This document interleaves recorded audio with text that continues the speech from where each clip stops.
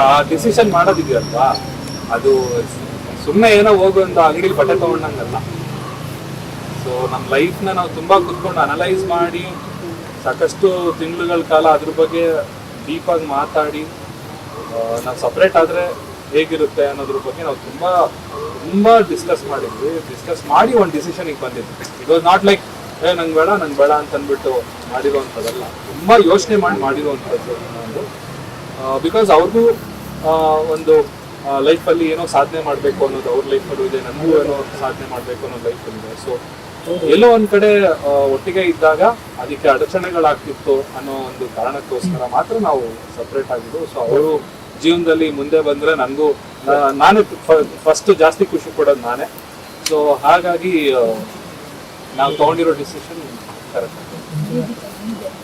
ಅವಾಗಿನ ಸಿಚುವೇಶನ್ ಬೇರೆ, ಇವಾಗಿನ ಸಿಚುವೇಶನ್ ಬೇರೆ. ಎಷ್ಟೋ ಇಂಡಸ್ಟ್ರಿಯಲ್ಲಿ ನೋಡಿದ್ದೀವಿ, ಅಂದರೆ ಡಿವೋರ್ಸ್ಡ್ ಆಗಿರುವಂಥ ಕಪಲ್ ಮತ್ತೆ ಆಗಿದ್ದಾರೆ. ಸೊ ನಿಮಗೆ ಆ ಥರ ಅನಿಸ್ತಿದ್ಯಾ? ಆಬ್ವಿಯಸ್ಲಿ ಎಮೋಷನಲ್ ಆಗಿದೆ. ಆ್ಯಂಡ್ ನೀವು ಈ ಥರ ಕ್ವೆಶ್ಚನ್ ಕೇಳಿ ಸ್ವಲ್ಪ ಟ್ರಿಕ್ಕಿ ಆಗಿರುತ್ತೆ. ಯಾಕಂದರೆ ಏನು ಫೀಲೇ ಆಗಲ್ಲ ಅನ್ನೋ ಥರ ಇರಲ್ಲ. ಆಬ್ವಿಯಸ್ಲಿ ಅಷ್ಟು ಇಯರ್ಸ್ ಆಗಿ ಫೀಲಿಂಗ್ಸ್ ಅನ್ನೋದಂತೂ ಇದ್ದೇ ಇರುತ್ತೆ.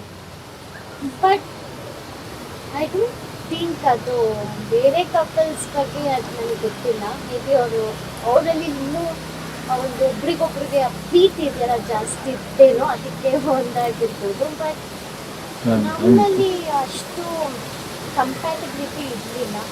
So obviously I don't think ಅದು ಎಕ್ಸ್ಪ್ರೆಷನ್ ಎಲ್ಲ ಡಿಫ್ರೆನ್ಸ್ ಎಲ್ಲ. ನೆಕ್ಸ್ಟ್ ಶೂಟ್ ಇದೆ, ಡಿಸ್ಟರ್ಬ್ ಆದರೆ ನನಗೆ ಸೀನ್ಗಳು. ಸೊ ನೀವೆಲ್ಲ